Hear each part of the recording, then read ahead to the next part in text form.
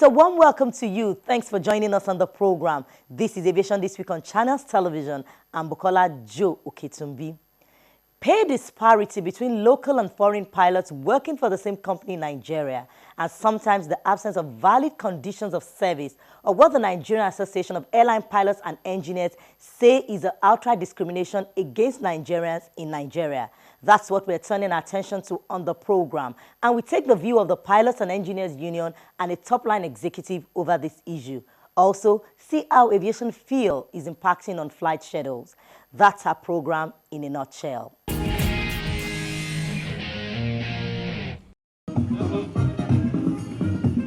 Members of aviation unions barricading the entrance of an airline operator early this year.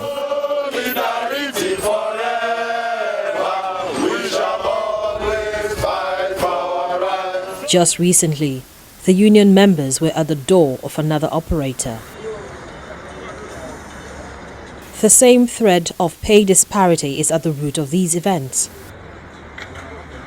The Association of Airline Pilots and Engineers say Nigerians are discriminated against in favor of foreign nationals, as well as the absence of valid conditions of service. While this recent exercise yielded results in the form of an agreement with the airline involved promising to work with the unions, the Association of Pilots and Engineers insists it is necessary to deal with the issue once and for all.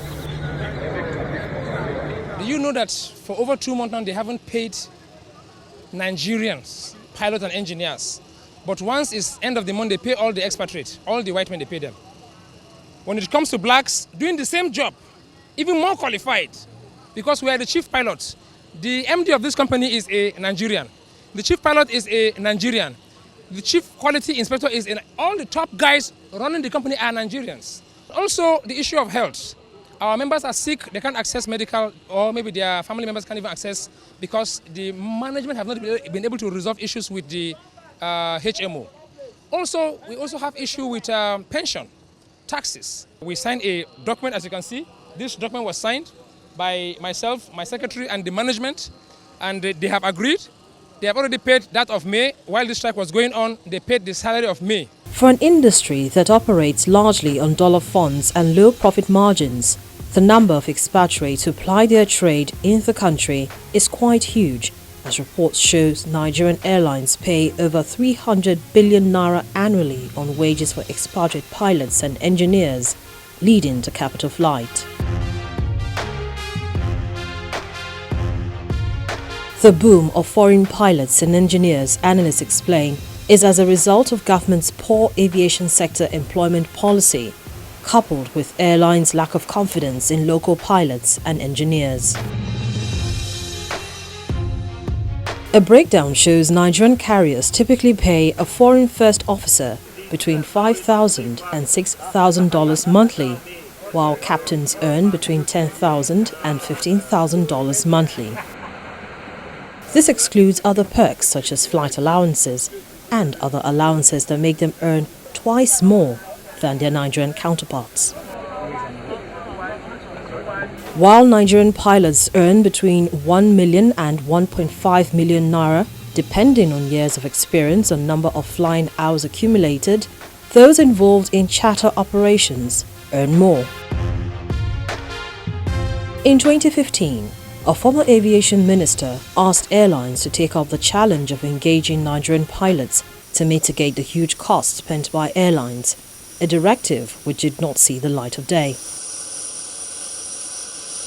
The Nigerian Civil Aviation Authority is the regulatory body for the industry, but in this matter, it says it has no jurisdiction as the expatriate quota is domiciled with the Nigerian Immigration Service. The regulator argues that there is nothing wrong with supporting Nigerians when job openings for pilots come up, as some other countries have done.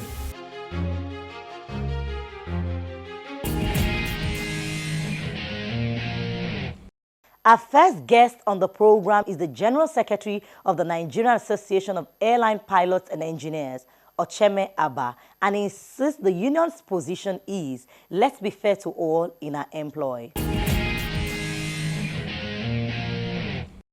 the standard rule is that you must have qualified pilots and aircraft maintenance engineers for the aircraft type that you are using.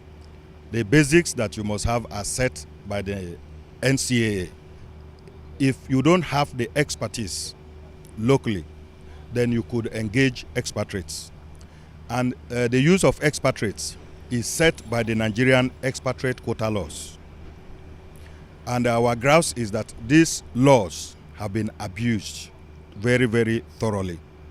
Because the basic issue with expatriate quota is that where there is no local expertise, then you could engage a foreign expert. And the word to use there is expert. That is a person who is renowned in that particular field. And the only basis of engagement of that expert is that he will train 2 Nigerians for that same matter that he has expertise. And within a given period of time that the law book says that such can be achieved for a given time. But right now, no such thing is happening. It costs about twice to keep an expatriate compared to keeping a national on the same job. So why they insist on bringing experts in for jobs that Nigerians can do baffles us. Because for Nigerians, they come in generally under a conditions of service, most likely negotiated by the unions. Expatriates come in on contracts, and these contracts are private. Our contention is that if there is a job, advertise it and say this is the salary for that job. So if there is any person who comes in with the qualification that you have advertised and gets the job done, you pay him that same salary. Fortunately, many local companies are catching up with that because some of the airlines actually have this model. They do not treat their locals and internationals separately. If people are on equal cadre, they get equal pay. In fact, all jobs are rated in dollars. They could pay you in naira, that is converted at given rates. Yeah, so we are happy that that is catching on right now. But some of the companies, especially the older ones, we have discussed this matter with the Minister of the Interior, and we are very highly encouraged with the discussions we've had with him, because what they are doing now is they are trying to strengthen the expatriate quota laws and also strengthen their monitoring and supervision of these same laws. And we've agreed to work together to establish a mechanism for the aviation end of the expatriate quota laws. We hope that these new measures will quickly come on board and they will quickly be applied so that the situation can improve. What we would like to see is we are in an international environment and it's very difficult to draw the line. And we must agree that certain kinds of things we may not have the complete expertise right now. But what is there is you can convert or continuously upgrade the people that you have. So instead of upgrading, they go and bring in an expert. And the experts come, drain our resources, begin to transfer all this money abroad, create problems for our foreign exchange situations, and at the same time, block Nigerians from developing and growing in knowledge and in expertise. Those are the problems, and we need to truly, as a country, address it, because this is not in the interest of the unions, it's in the interest of the country. When we return, there is no color on the flight deck. Operators pay for experience. That's what the Director of Flight Operations at Arike, Adu Sanusi, says.